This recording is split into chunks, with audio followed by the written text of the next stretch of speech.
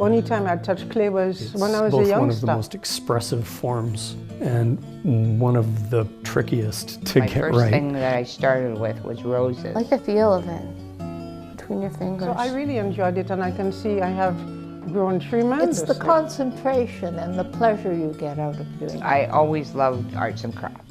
That sort of empties your head. I think one of the things that I love about coming to the group is there's an incredible sense of camaraderie there. And we all learn and grow together. I love it. So much fun. You get to make whatever you want.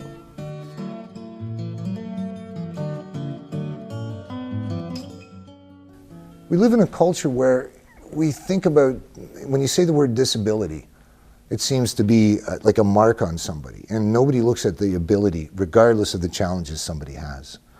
And through art, I've been able to see, like working with other groups, a surprising amount of people that you would think can't do art, and yet once they have the opportunity, they're brilliant.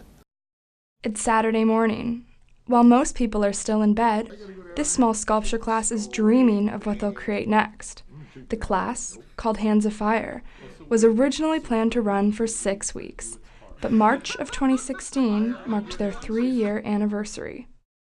Although the members come from a variety of different backgrounds, they all have one thing in common. This class is specifically catered to the blind and visually impaired. The group meets at CNIB, formerly known as the Canadian National Institute for the Blind. They have one man to thank for providing them with the opportunity to express their creativity through sculpture each week. And I was always fascinated by art in the way it impacted people and gave them a voice to express themselves. And I thought about the CNIB for a while and working with the blind. And I kind of put it together, this should work in a way because of the fact, the tactile nature of sculpture and the tactile nature of just being blind and the sensitivity of the fingers. So I thought I'd give it a shot. So I guess 3 years ago, I contacted the CNIB and they passed me along to a group called the Visionaries, which is a peer support group. And I was introduced to Ian White, and he invited me in for a meeting, and I did a presentation. And we signed up 10 people from there. It took off a lot faster than I thought, and that was surprising. One of the things that led me back into doing sculpture was I used to do it as a hobby. Ian White, the man who made the connection, thought his days as an artist were long over when he lost his vision. But this class has given him the opportunity to reclaim one of his favorite pastimes.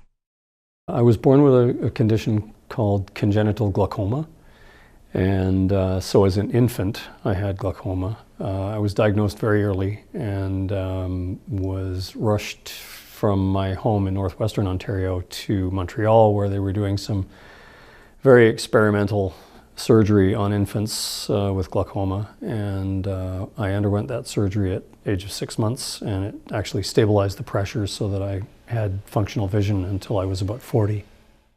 When I lost my vision, I just thought, well, there's another thing, you know, like, can't do that anymore. But then Bruce came into one of our Visionaries meetings as a guest speaker and pitched this crazy idea that he had that, you know, blind people are tactile people and sculpture's a tactile medium. Why don't we put these two together and see what we can do? And I thought about it and I thought, you know, he's right.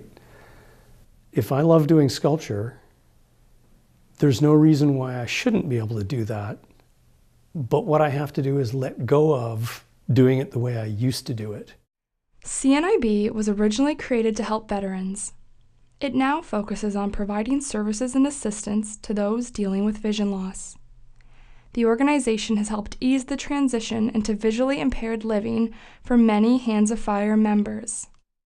With my temperament, nothing sets me back. I just continue to do exactly what I always did. When Carol Mondesir realized she was losing her vision to macular degeneration, she reached out to CNIB immediately. It is what it is. And ranting and raving about it wouldn't do anything, it wouldn't help anything. So I decided to really be proactive and work with it and see how I could continue my life, having a good quality life. Approximately 500,000 Canadians experience significant vision loss that impacts their daily lives. Each year, an additional 50,000 will lose their sight. I was scared out of my mind. I woke up one morning telling my husband that I can't see. For Lisa Locke, losing her vision to diabetes at the age of 32 was an emotional transition. It is a big change. When I first went blind, all I wanted to do was sleep all day, sleep all day, sleep all day. And it's because in my vision, in my head, I still can see. So I'd rather be sleeping and seeing what I can see in my head than to be sitting there being a little bump of a slump, like just, and it has nothing to do with, oh, poor me. It's just, I just feel frustrated and overwhelmed. And I had to break myself out of that kind of mold of sleeping all day. It's still hard. Like I have appointments in the mornings, and some of them I miss because I just don't want to get up. But I'm always here on time. Always here, coming to the sculpture group all on time. For many group members, coming to Hands of Fire is a weekly highlight.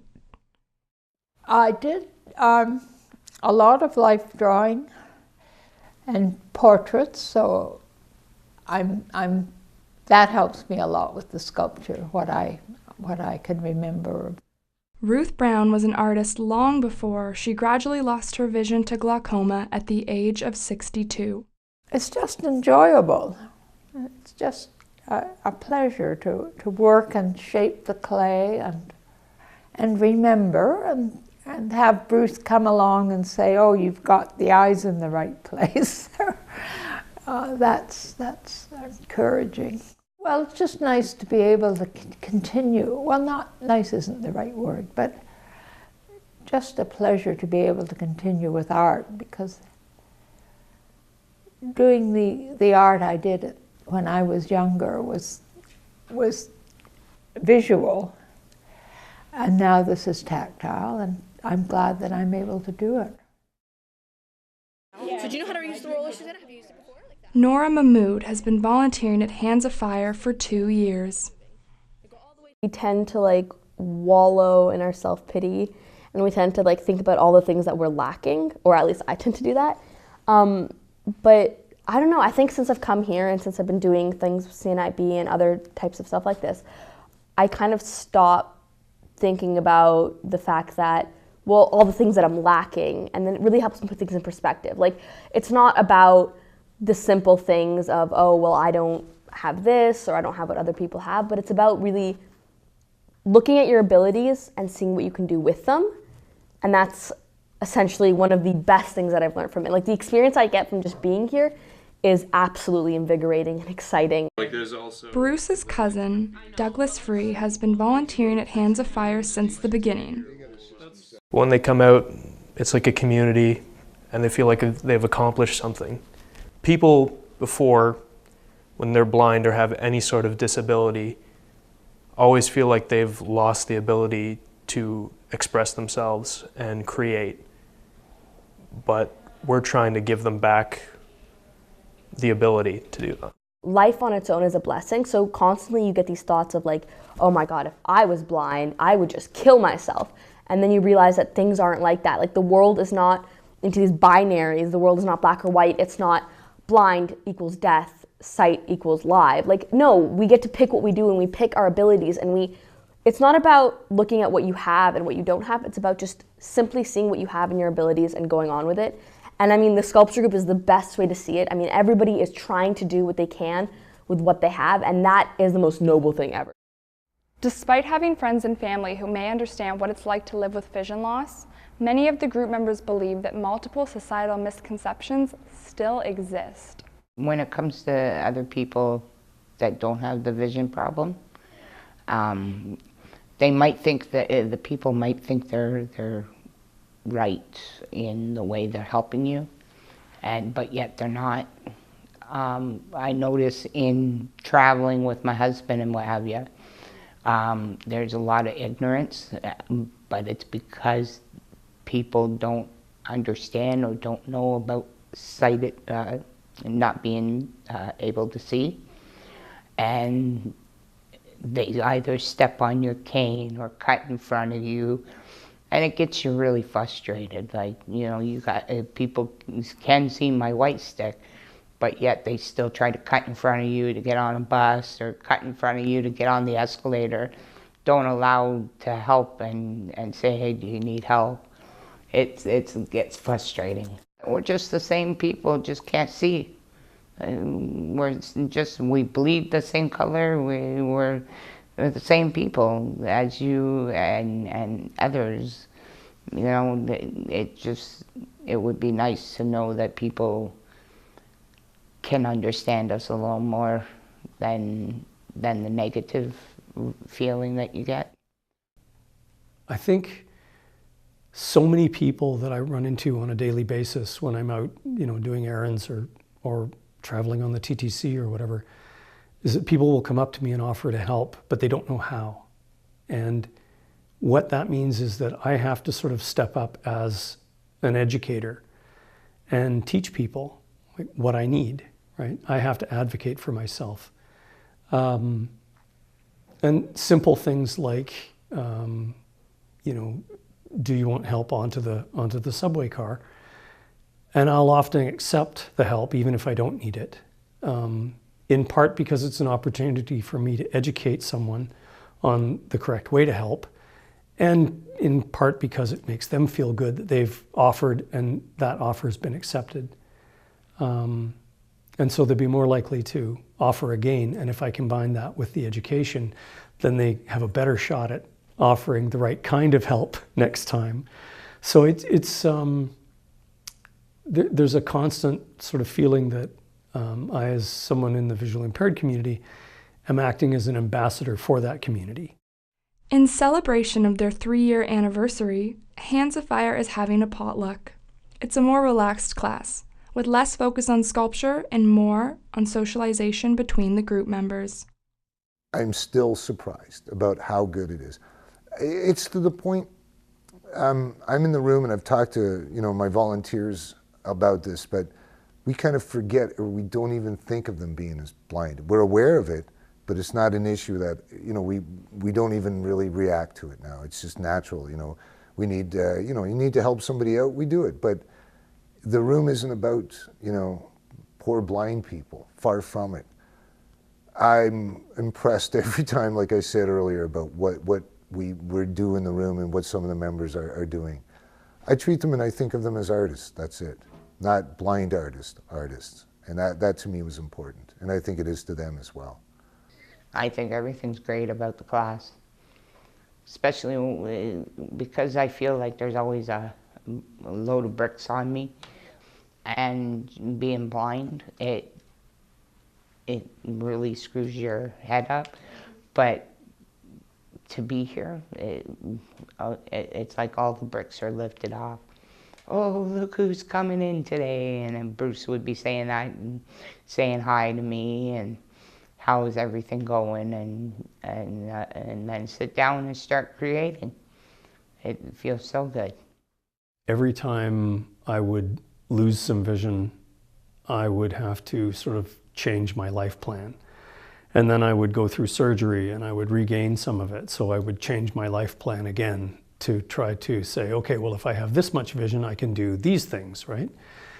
And then I would lose it. And I'd have to go, okay, well, no, I can't do those things anymore. And eventually it sort of settled out as, no, you're going to be blind and you're going to not be able to do anything, right? Or so I thought. It's not necessarily the big life plans that are part of the loss. Well, they are, but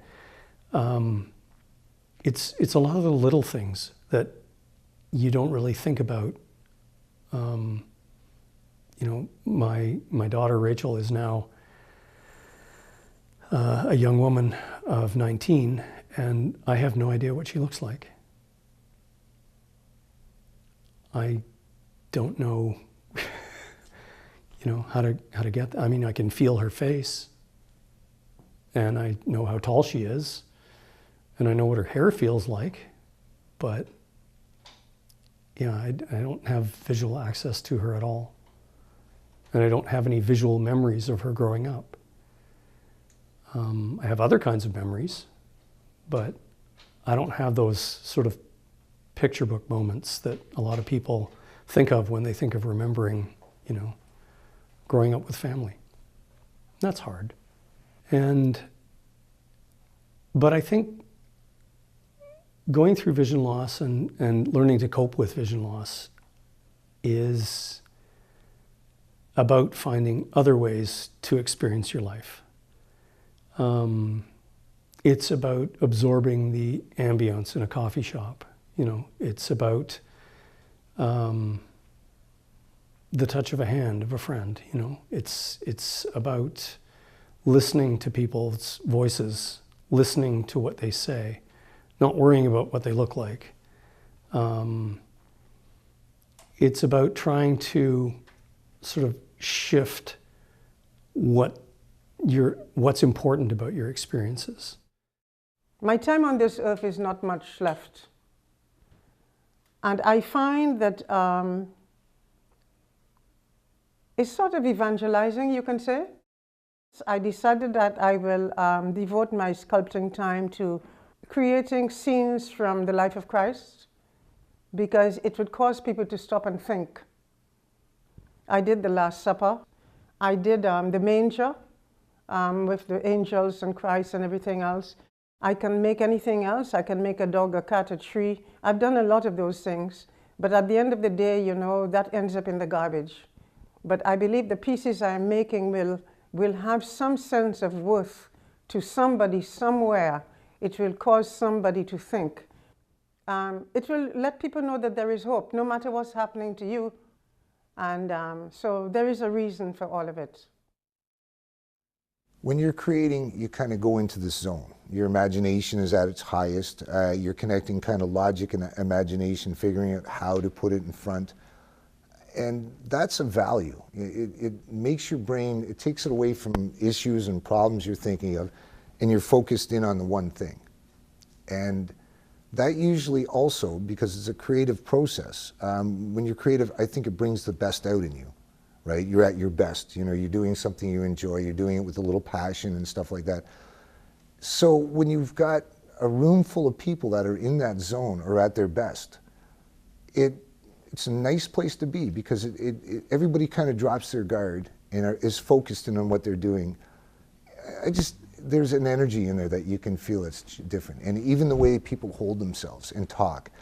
And what I notice more than anything, it's always in the work first, but also when they leave. They're leaving holding their head a little higher, or smiling, or you can see that it meant a lot to them. And what surprises me about that is they keep coming back.